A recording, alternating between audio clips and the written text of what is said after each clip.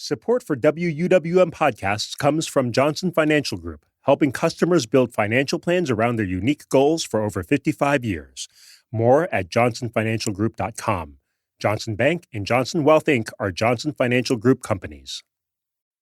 You're listening to Lake Effect Spotlight from WUWM, Milwaukee's NPR station. Here's one of our favorite conversations about what's happening in the city. How to Evict Your Landlord. In Part 1, we learned about David Tomblin, who owns over 200 rental properties here in Milwaukee. But lawsuits brought by the city and major lenders could ultimately take those properties away. These lawsuits follow a long campaign by Common Ground, a nonpartisan advocacy organization that united Tomblin's tenants against him. Today, we look at how Common Ground organized Tomblin's tenants and how the Milwaukee City Attorney used his legal power to bring Tomblin to court. This is Part 2 of How to Evict Your Landlord, produced by WUWM's Jimmy Gutierrez and Lake Effect's Sam Woods. All right, so you are in, as my uncle used to say, the safest place on earth when you're in this vehicle.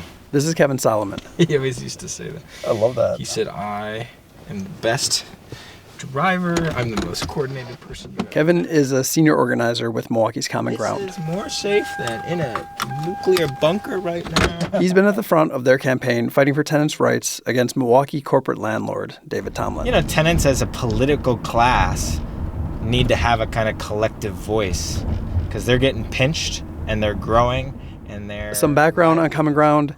It is a collective of over 40 local organizations, lots of faith-based institutions, but not only. And members pay regular dues. They vote on campaigns, like what they'd like to see the org take on next, which is what led them to taking on Tomblin. We picked 3 big corporate landlords where we had heard from some tenants and said, let's go look further, let's go investigate further. Went and talked to 30 or 40 tenants in each of their networks. And from that said, strategically, let's go with Highgrove Holdings. That is David Tomblin's company in Milwaukee. And the deeper they looked, the deeper the problems. The delinquent taxes, the lead hazards, the private equity investors suing him, I'm a woman minority-owned business and the guy looks like me. You know, those primary research, check. Target acquired, check. What comes next? Mobilizing. Going door to door to find tenants of Tomblin willing to speak out. Creating maps and spreadsheets and clipboards and vests and coordinating a training, having folks come to the front of the room and practice what might you say at the door, pairing up and then going out, then coming back and systematically evaluating what did we hear, what were the stories, who stood out as a leader. This is campaign building. And this is when Kevin met Deshaun Harris, the Tomblin tenant from episode 1, who we are driving to meet now. Today's about making sure 2 things. 1, Deshaun is crystal clear on the logistics. Last time, Deshaun was telling her story to Common Ground members at Community Baptist Church. In a few days, she'll be doing it again, but this time at a press conference in front of TV cameras and city officials. Common Ground is going public with their lawsuit against David Tomblin and Highgrove Holdings, and Kevin is on his way to coach Deshaun on her speech. But the more important second agenda item is, what do you want to say, Deshaun? This is her moment. This is 10 months in the making, years of pain and hurt. He says it was clear from early on that Deshaun had it, that magical it that makes people listen and take notice. One of the things Deshaun is so good at is anger. We often say anger is a bad thing, but no, anger is so good because it gives you courage to speak truth, to fight, to There's a lot of groundwork that goes into taking on a Tomblin. A lot of groundwork to channel anger into justice. A lot of groundwork to fight for people like Deshaun, and even to find her in the first place. And that's what Common Ground says they're here to do.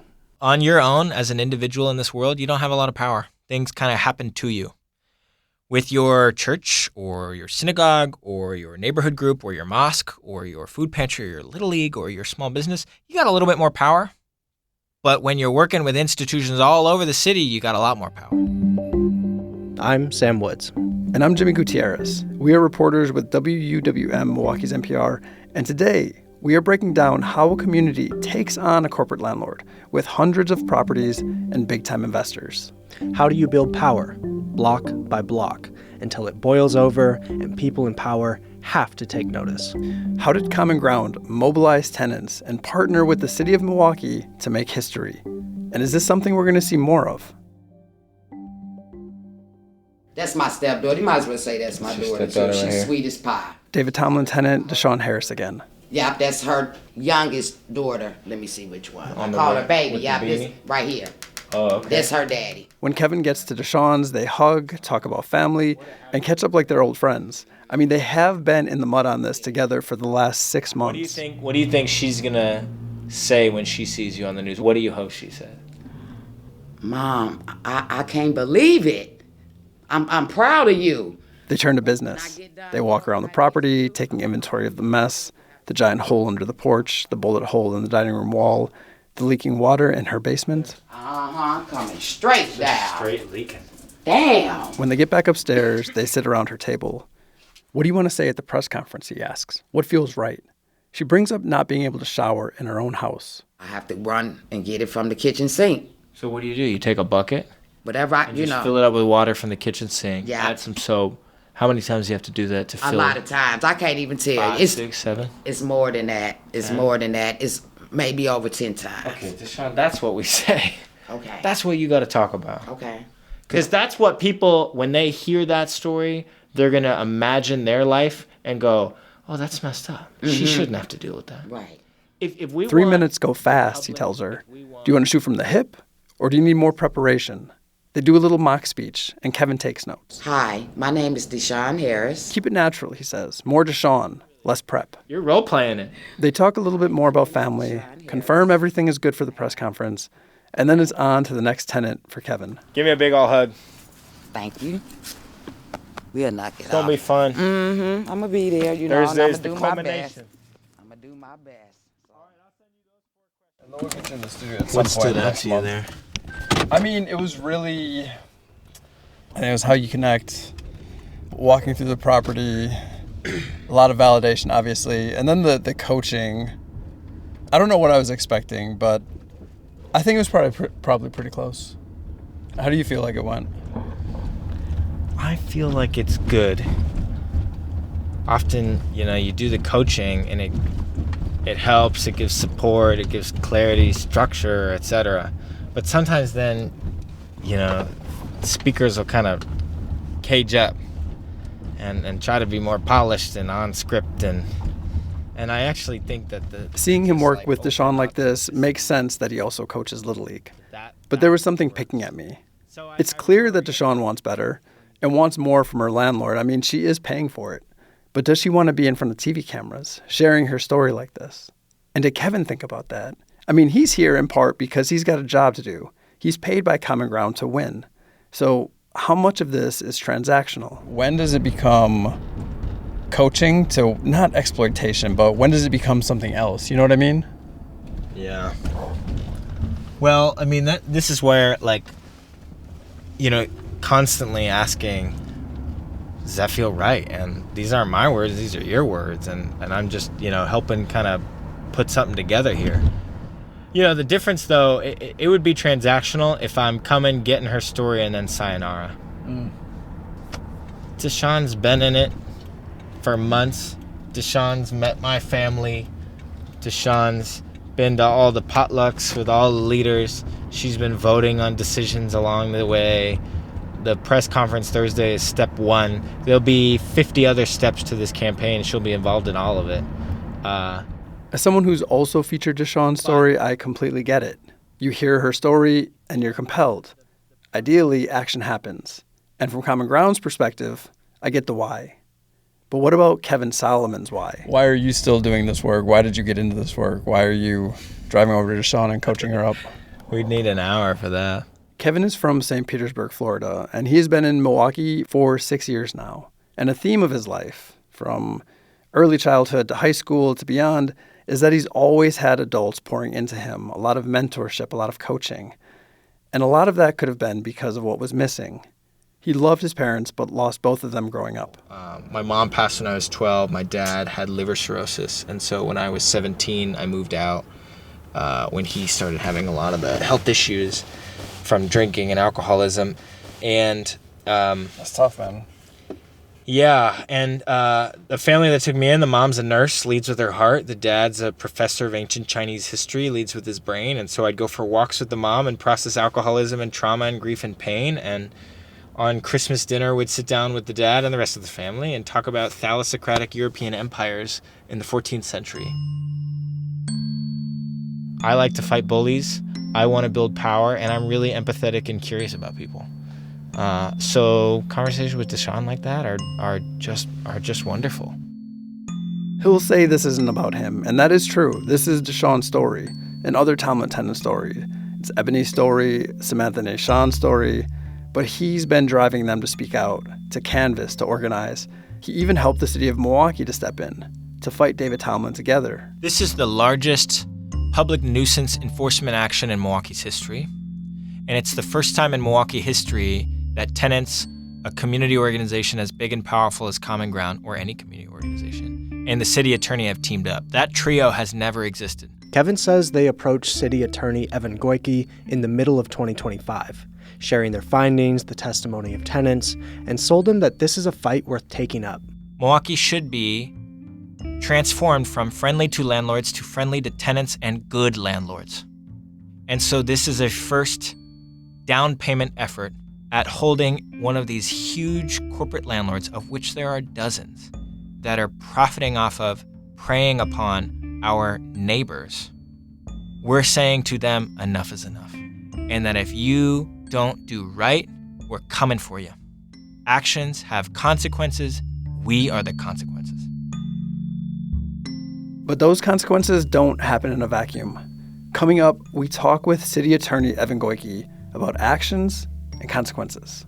How does a city partner with tenants to evict a landlord? And what could all this mean for David Tomblin? You remember that press conference where Common Ground and the city's lawsuit went public? This morning, we filed 2 different lawsuits. City of Milwaukee versus Highgrove Holdings, LLC, and a number of other corporate names. They charged Highgrove Holdings of being a public nuisance, not only for the thousands of code violations on dozens of properties, but because Tomblin allegedly built his business by paying investors and ignoring tenants. We are asking a court to declare them a nuisance. But going beyond just the status of the properties, we are asking a court to declare the business operations of Highgrove Holdings, how they operate, a nuisance in the city of Milwaukee.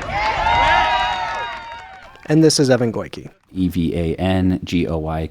I'm the city attorney for the city of Milwaukee, and the group represents what we internally call the neighborhood revitalization team. Goyke has been Milwaukee's attorney for 2 years, after serving as a member of the state assembly for over a decade.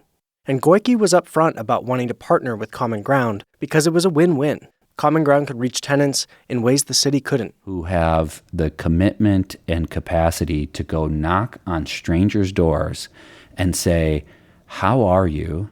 And how is your landlord? And how are the conditions? And can we help? Hearing from tenants and having access to this wide swath of home inspections set the city up for this fight. And while we're talking about the lawsuits, what we're really interested in is the law at the center of it all, receivership. Here's Julie Wilson, Deputy City Attorney. What we're asking for here is to almost hit pause on the management of this portfolio. The first way to do this, stop Tomblin from creating a new LLC to transfer the properties to and escape the lawsuit. Judge, please don't allow them to sell and transfer and quitclaim deed to one another these properties. Keep them in the same ownership group so we have tabs on them and you have jurisdiction over them. Then, demonstrate how Tomblin has harmed tenants and mismanaged properties so badly that he can't keep managing them. It's really wretched conditions. People shouldn't have children sleeping on beds with a bucket next to them in case it rains and water comes through the hole in the roof. If it all works out, the judge will appoint a receiver for over half of Tomblin's properties. That could be a nonprofit, an LLC, or someone working with the city on this. Tomblin would still legally own the properties, but would not be able to manage them or collect rent from them.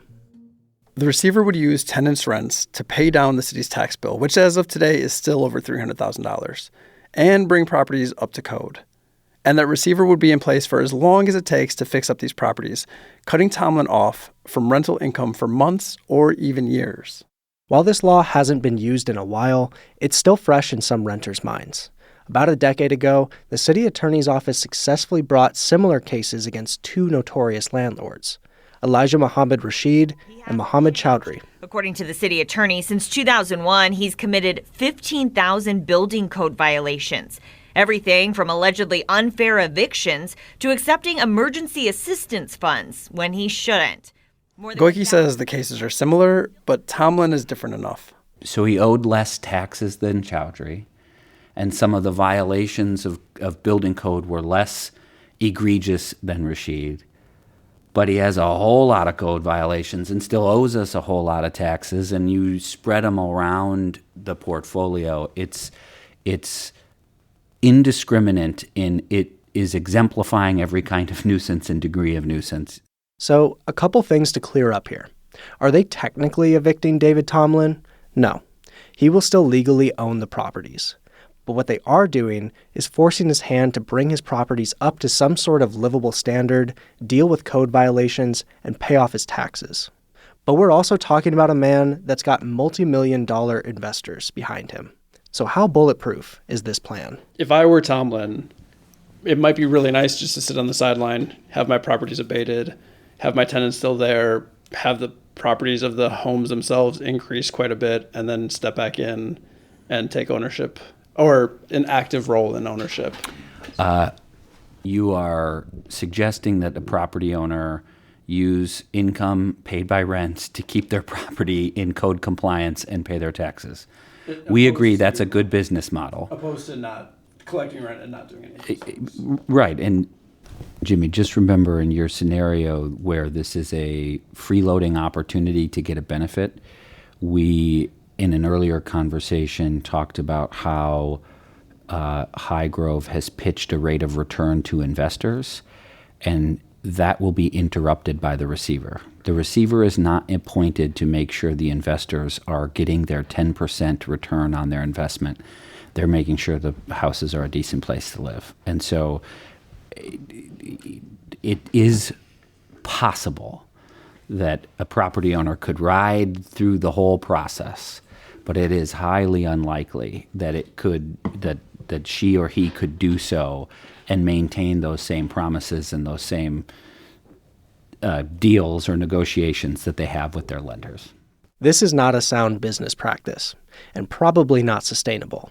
But another thing to note here is that these fixes can't happen overnight. And a judge still needs to rule, and they still need to find a receiver. And if things go according to plan, the work needs to get inventoried and then eventually triaged, which, again, all could take months or years before tenants see relief. And while Goike is confident that Tomblin can't just wait out this process, it is possible that he could find a way to hold on to these properties and things go right back to how they were.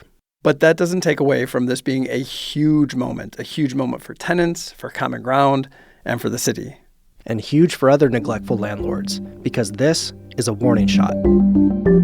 We talk about the deterrent effect of a case like this.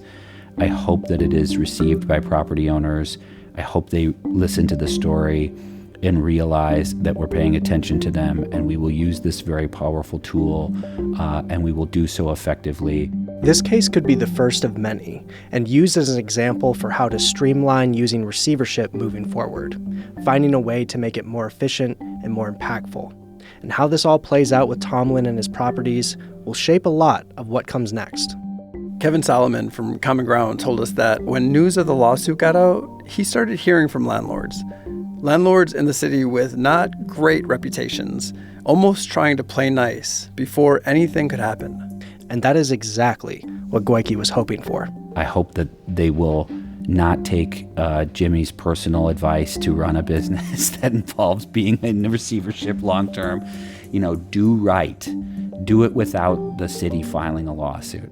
And that there's a whole growing group of people and organizations out there paying attention. Next time on How to Evict Your Landlord, we go back to previous cases of the city using receivership against a problem landlord and find out how these cases work and what could come next for Tomblin's properties. And we finally speak to the man at the center of it all, David Tomblin.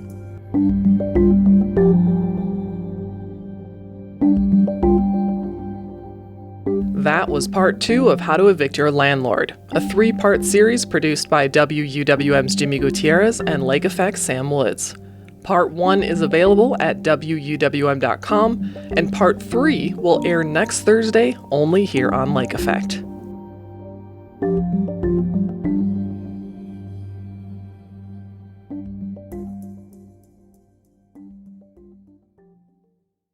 That was the Lake Effect Spotlight podcast. It comes from your local NPR station, WUWM.